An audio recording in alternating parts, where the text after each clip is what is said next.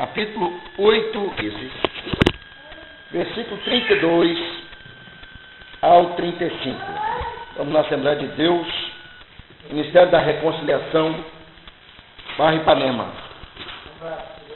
Graças a Deus, um dia abençoado. Um dia frio, hoje não mandou sol, né?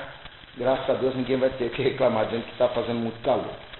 Faça a leitura, os irmãos acompanhem. Juízes 8, 32 a 35, diz assim: E faleceu Gideão, filho de Joás, numa boa velhice, e foi sepultado no sepulcro de seu pai Joás, em Ofra dos Abzelitas.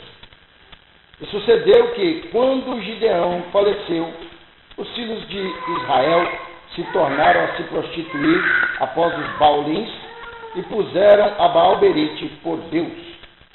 E os filhos de Israel se não lembraram do Senhor, seu Deus, que os livrara da mão de todos os seus inimigos em redor. Nem usaram de beneficência com a casa de Jerubaal, a saber, de Gideão, conforme a tudo o que ele usara com Israel.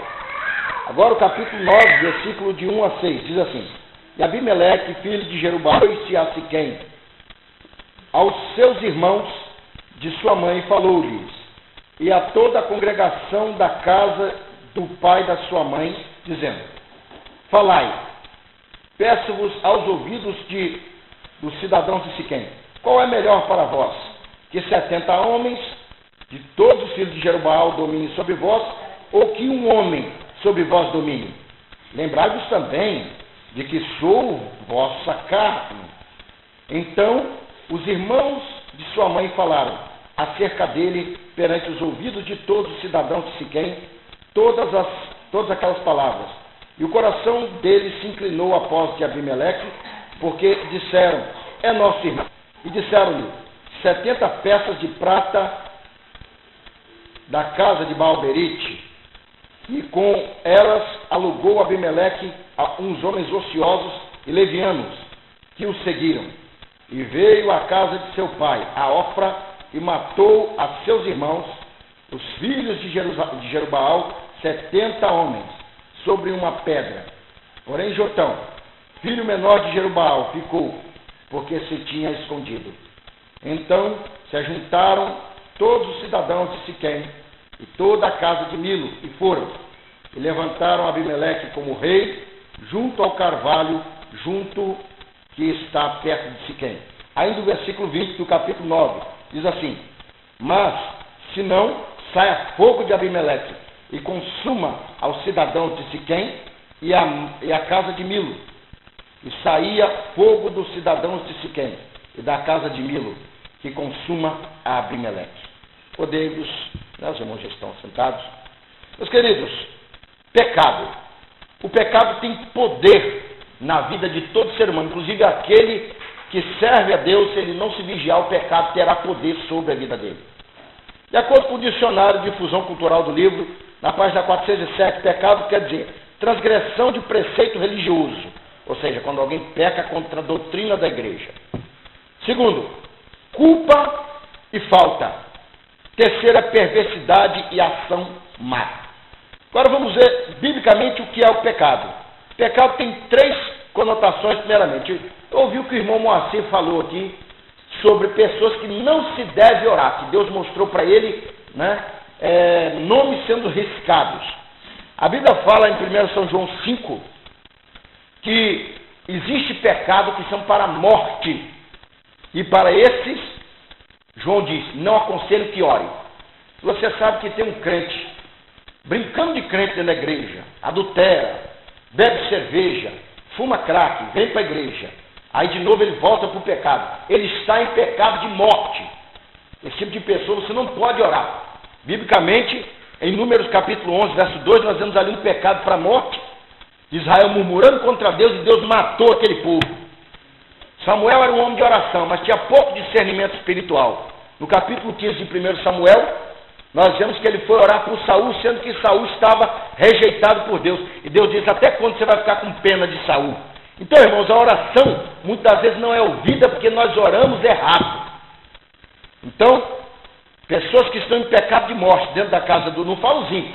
Pessoa ímpia não. Você tem que orar para Deus libertar ele do homossexualismo, da prostituição, da idolatria. Agora, crente não. Ele tem consciência do que é certo e faz o que é errado. Nós vemos, por exemplo, irmãos, o que é o pecado? Em primeiro lugar, ele é injustiça. Você lê 1 São João 5, verso 17, a Bíblia diz que pecado é iniquidade e também é injustiça. Pecado é transgressão da lei. No capítulo 3 de São João 3, verso 4, a Bíblia diz, sabemos que pecado é iniquidade, e aquele que transgride a lei torna-se pecador. Paulo, escrevendo aos Romanos 4, verso 15, diz que sem haver lei, então não há pecado. Então, se a igreja não proíbe e os membros continuam pecando, o erro cai em cima do pastor. Então, o pastor que lê a Bíblia deve aplicar a disciplina de acordo com a palavra de Deus. Quando estão entendendo, diga amém. Pecado também é iniquidade. São João 8, verso 7, Jesus Cristo diz para aquele povo que queria apedrejar aquela mulher, e diz assim, aquele que não tiver pecado ou iniquidade, atire a primeira pedra. Contudo, dizendo que o pecado, irmãos, ele gera vergonha, gera morte, destruição em nossa vida. E ainda é bem pior quando a pessoa é um obreiro da casa de Deus. Ainda é bem pior. A pessoa fala, rapaz, se ele fosse um ímpio, um pecador, cachaceiro, eu não acharia tanto ruim ele falar esse palavrão. Mas ele como crente falando isso, e tem muitos por aí. Mas nós, analisando a Bíblia Sagrada, vamos entrar no texto. O tema da mensagem é o poder do pecado. Qual é a raiz do pecado? De onde veio o pecado? Se Deus é puro, é santo, se Deus é luz, se Deus é paz, se Deus é salvação, da onde nasceu o pecado?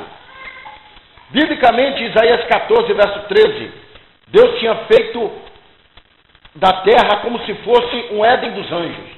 Aqui era a moradia de anjos.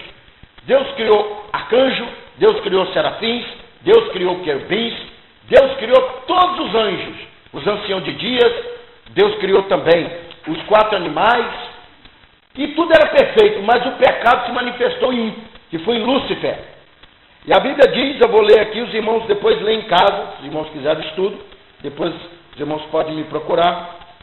E em Ezequiel, capítulo 28, versículo 15, já sei esse texto de cor, ele diz assim, perfeito eras nos teus caminhos, até que fosse achado pecado em ti. O pecado que foi achado no anjo, no ministro angelical, trouxe a ele consequências. E qual foi? A queda. Deus permitiu que ele fizesse uma rebelião com todos os anjos. E eles criaram a doce ilusão que pudesse tomar de Deus o reino celeste. E o que aconteceu? Ele foi precipitado e caiu lá de cima. Jesus fala em São Mateus 11, verso 23, é uma visão do eterno. Ele diz assim, eu vi o diabo caindo como relâmpago. Você que tem pecado em sua vida, sabe que uma hora ele vai aparecer. Hoje, biblicamente, nós vamos ver que às vezes a consequência que Deus vai trazer por causa do pecado é inesperável. Nós vamos falar hoje de um homem chamado Abimeleque, que é um homem que teve suas raízes no pecado, ele viveu e governou Israel no pecado e morreu vergonhosamente no pecado. Nós vamos ver que o pecado só traz vergonha, injustiça, transgressão e tristeza. O ímpio pode ter o dinheiro que ele quiser, pode ser formado em qualquer faculdade, pode ser expressivo, pode ser juiz, pode ser alguém considerado, onde ele entra as pessoas batem palma, mas se ele tiver a marca do pecado, as pessoas que têm consciência moral e consciência cristã sempre vão dizer, esse homem não vale nada, por mais poder que ele possa ter. Então nós vamos ver, o pecado no tempo dos juízos. É o texto que eu li aqui com vocês, capítulo 8, e o versículo de número 32 a 35. Eu falei da morte de Jerubaal. Quem lembra aqui de Gideão? Quem lembra das muralhas de Jericó? Faz até campanha no nosso meio, né? Quer das muralhas de Jericó, né? É um símbolo, né, de oposição à igreja de Deus. Mas vem cá, o pecado começou em Abimeleque? Não. O pecado começou com Gideão. Deus, quando, lá no capítulo 6 e 7 de Juízes, quando ele acha Gideão, Israel estava sendo oprimido pelos midianitas. Israel estava sendo atacado por um povo opressor. E Deus não vê Gideão dormindo. Deus não vê Gideão preguiçoso, deitado numa eira, brincando, andando de cavalo. Vê ele dentro de um lagar, que é um lugar onde pisa a uva, viu ele malhando trigo. Ele era o mais pobrezinho de uma família pobre de Manassés, que era uma tribo pobre em Israel. E Deus olhou para ele, Deus escolheu ele. Da mesma forma somos nós. Nós somos pequenos, não temos grande expressão, mas Deus te vê hoje na escola dominical. Deus te vê hoje lendo a palavra, se consagrando. Sabe que Deus não vai exaltar ninguém por ter anel de grau de teologia ou ter um dom profético. Ele pode revelar até a cor da sua gravata. Você pode botar a gravata por dentro. Que se Deus não estiver na vida dele, não adianta nada.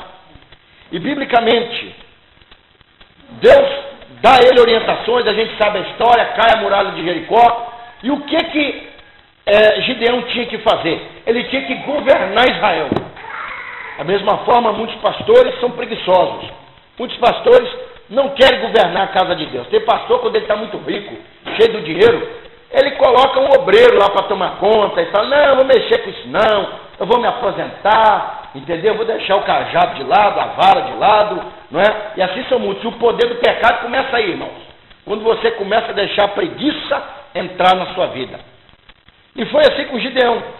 E aqui no capítulo 8, olha só, ele disse, e está aqui, ó, porém Gideão lhes disse, o verso 23, sobre vós não dominarei, nem tampouco meu filho sobre vós dominará, o Senhor sobre vós dominará. Olha só o exemplo do pastor preguiçoso. Eu não governo não, quem governa é Jesus. Não, aqui não tem pastor, aqui não tem obreiro, irmão, vamos parar com isso. A Bíblia diz, no capítulo 11 de capítulo 12, 1 Coríntios, que Deus pôs na igreja apóstolos, profetas, doutores, evangelistas e mestres. Assim como o diabo no mundo só pode se manifestar com um traficante, com um bandido, matando, estuprando, destruindo, Deus na igreja se manifesta pelos seus obreiros. Então Jesus não vai vir, nem vai mandar um anjo descer aqui e pregar a palavra, ganhar almas. Quem vai fazer a obra somos nós. Nós é que somos o veículo de Deus. E muitas vezes a gente fala, nós não somos nada, Jesus. Nós não somos nada. Eu conheci uma irmã que de tanta dizer que não é nada, ela não é nada hoje mesmo. Não é nada. Simplesmente ela não é nada. A igreja dela falou, ó, sai daí do círculo de oração. Você não é nada. Vai para lá. Eu não sou nada, Jesus. Não para com isso, irmãos. Nós não vamos nos exaltar, mas se Deus te deu um cargo de pastor, por misericórdia, sou pastor. Você é evangelista? Por misericórdia, sou evangelista. O diabo quer isso, é acabar de pisar na igreja. Já que você não é nada, então você fica aí. Você não vai crescer. Quem sou eu para subir aqui atrás e pregar a tua palavra? É esse sentimento idiota que o diabo quer que nós tenhamos para que a gente não faça a obra de Deus. E agora você vai ver uma consequência terrível. Nenhum dos filhos de... O que Gideão fez? Olha o pecado da vida dele. Rapaz, já que os midianitas caíram, o que eu vou fazer é ter um monte de mulher. Daqui a pouco começou a ter filho, um filho. Diz a Bíblia que ele tinha uma escrava aqui, que lá em 2 Samuel 11, 21, chama ela de Jerubezete. Ele não perdoava nem as empregadas. Ele tinha a mulherada dele, a empregada estava fazendo comida, meu filho, larga aí que agora é nós. E ficava com a empregada também. E sabe o que aconteceu? No meio desse adultério dele, que biblicamente o homem só pode ter uma companheira. Você vê lá em 1 Timóteo 3, verso 2, Paulo diz que o obreiro da casa do Senhor deve ser irrepreensível, marido de uma só mulher. Deus, quando fez Eva para Adão, no capítulo 2 de Gênesis, você vai ver que ele tirou uma costela. Deus não tirou 3 costelas para o homem não pensar, hoje eu posso ter um monte de mulher. Então hoje em dia você vê um monte de pastor, eu não dei certo com essa mulher, eu vou casar com a outra. Está igual o mundo, até que eu acho a certa, eu me divirto com as erradas. Não é verdade? É o pecado na vida do homem, dando a ele uma sabedoria diabólica. Então o que acontece?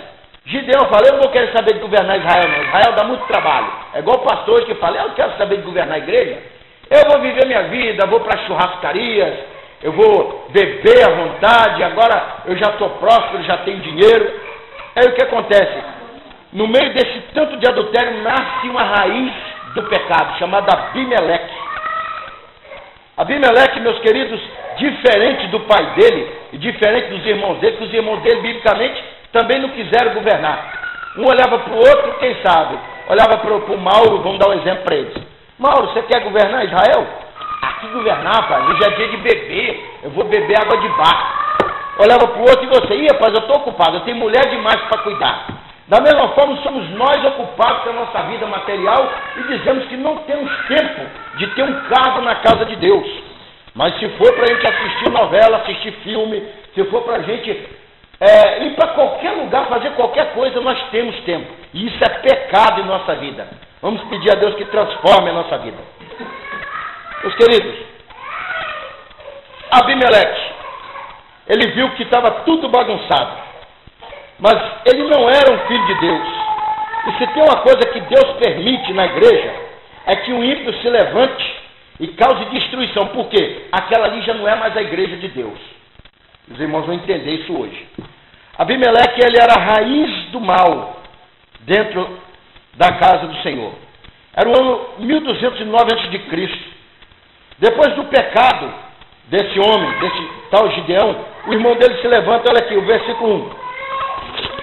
Ele diz assim: e Abimeleque, filho de Jerubbaal, foi-se a Siquém, aos irmãos de sua mãe, e falou-lhes a toda a congregação da casa de seu pai, dizendo: falai, peço-vos aos ouvidos de todos os cidadãos de Siquém, qual é melhor para vós, que 70 homens, todos filhos de Jerubbaal, dominem sobre vós, ou que um homem vos domine? Lembrai-vos também de que sou o osso da vossa carne. Olha a malandragem do cidadão. Ele fala: agora é hora de eu mandar. É hora de eu mandar. Esse monte de besta preguiçoso não quer trabalhar? Eu trabalho. Irmãos, cuidado. Satanás, se tem uma coisa que os filhos do diabo têm na vida deles, é determinação. Você vê que tem ímpio aí que ele até blasfema de Deus, mas ele fala: eu vou botar para quebrar, vou acabar minha casa, você vai ver. E o camarada termina.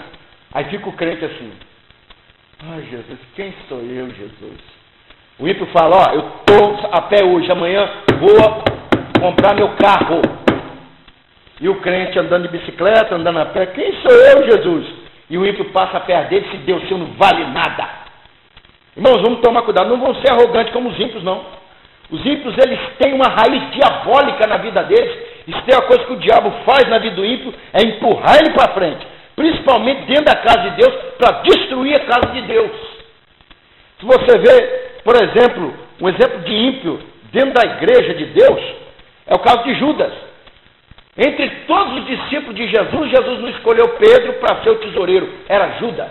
E quem é que coloca qualquer um para tomar conta do dinheiro de uma empresa? Ninguém. Até o pastor dentro da igreja, quando pensa em colocar alguém para tomar conta do dinheiro da igreja, tesouraria, dízimo e oferta, não põe qualquer um. Então o que acontece? Abimeleque era aquele homem de palavra, era aquele homem de sabedoria, ele se destacava mais do que o pai dele. Ele falava: vem cá, o que é melhor para vocês? Que esses 70 preguiçosos, que não querem nada com Israel, com Siquém, dominem sobre vocês, ou eu? Eu me ponho à disposição, eu sou irmão de vocês, gente, eu sou do povo.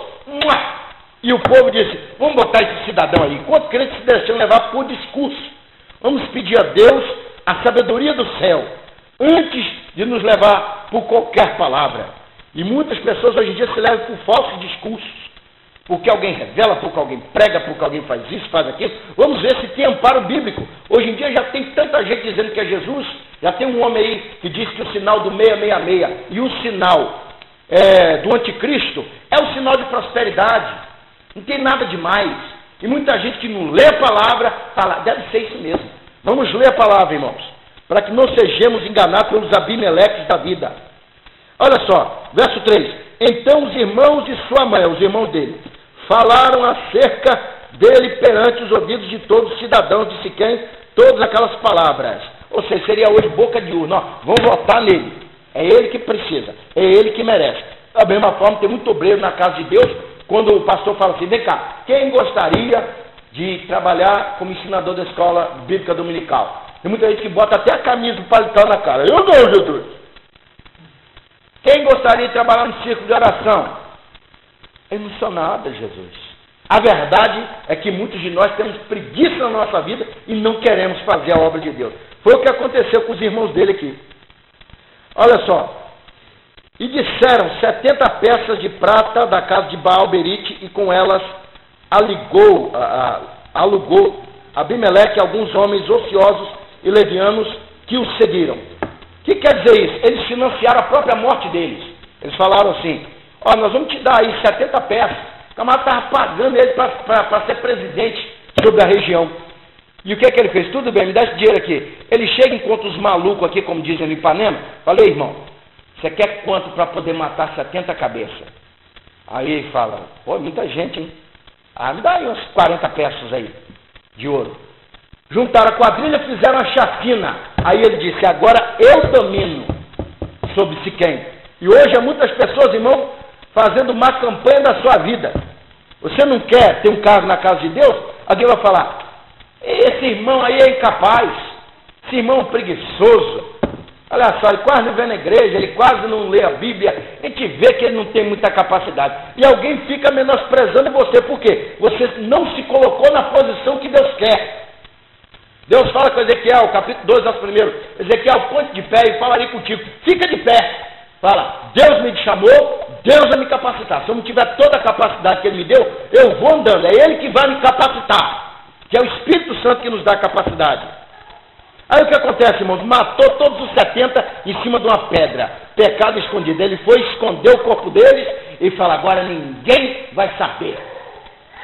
Essa raça ruim aí já morreu, agora sou eu quem domino aqui. Da mesma forma, muitas pessoas cometem pecados para a morte, escondido. Mas Deus viu. E Deus vai fazer aparecer, e Deus vai trazer consequência. Pode ter certeza disso. Não adianta o crente se achar. A gente conheceu alguns pelo bairro aí, que pecava escondido até quando estava solteiro, quando se casou. Continuou em pecado, e o que aconteceu? Hoje em dia ele está desviado, a esposa está desviada. Entendeu? Eu vi uma esses dias aí. E hoje em dia passa perto da gente com maior vergonha. Teve um que tinha pecado escondido conosco quando a gente reunia na Unida pela Fé. Hoje em dia ele capta papelão, coitado. Se você conversar com ele, a vida dele é uma desolação. É isso que o pecado traz na nossa vida. Destruição. Aí o que acontece? Louvado seja Deus. Ele venceu por causa da luxúria. Aí diz assim, vamos ver o quarto tipo de pecado, a quarta parte da nossa mensagem. A primeira foi a luxúria e a apostasia. Segundo, a razão do pecado, que foi a omissão de Gideão e Abimeleque tomando lugar na casa de Deus. Isso fala que o ímpio toma lugar na nossa frente, às vezes por permissão divina, para que a gente venha acordar. E a terceira parte, aliás, a quarta parte, veio o castigo divino. Capítulo 9, verso 23 a 33, nós vemos uma coisa interessante. Enviou Deus, olha aqui, um mau espírito entre Abimeleque e os cidadãos de Siquém, e os cidadãos de Siquém se houveram alevosamente contra Abimeleque. O verso 24 diz assim, para que a violência feita aos 70 filhos de Jeroboão viesse e o seu sangue caísse sobre Abimeleque, seu irmão que os matara, e sobre os cidadãos de Siquém, que lhe corroboraram as mãos para matar os seus irmãos. O que ele quer dizer? Um dia o castigo vem. Deus permitiu que um demônio descesse até eles e começasse a plantar ali mentira. Eu e o irmão Maci já reunimos em várias igrejas, já vimos isso. O demônio descer dentro da igreja até quando a pessoa está orando, e é o demônio que está usando a pessoa, em vez de ser o Espírito Santo. Ele fala assim, Jesus, lembra Jesus? Aonde que Jesus está ouvindo isso? Que no passado fulano fez isso comigo, e hoje ele está aqui na igreja, acusando o irmão dele. Aí quando era a vez do outro orar, ele metia o pau, Jesus, eu não tenho culpa não, Jesus, a culpa é de fulano. Irmãos, e nós vemos essa guerra dentro da igreja.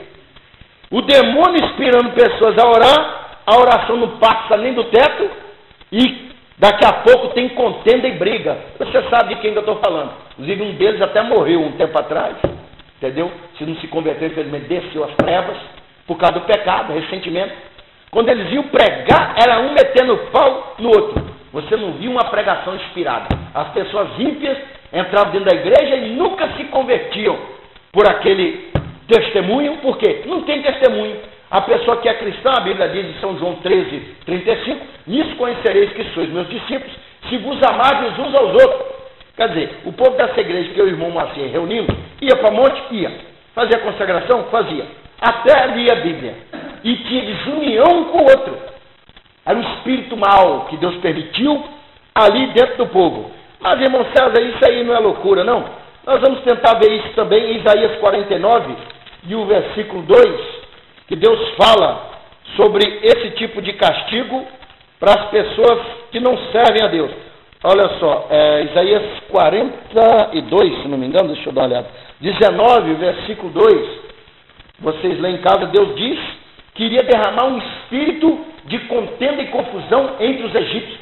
É por isso que no mundo você vê guerra por causa de religião, você vê guerra por causa do comércio, você vê guerra por causa do tráfico, você vê guerra até prostituta. Se tiver um ali fazendo ponto e a outra estiver tomando dinheiro dela, ela sai no braço. Vendedores de picolé também, que eu já fui vendedor de picolé, eu já vi gente endemoniada brigar porque eu estava ali vendendo alguma coisa a mais. Então o mundo, ele tem um espírito maligno dentro dele, que a Bíblia diz aos Efésios 2, verso 2, que é um espírito maligno, que joga os seres humanos um contra o outro. E quando a igreja não serve a Deus, esse mesmo espírito é derramado em nosso meio. Aí o que tem em nosso meio?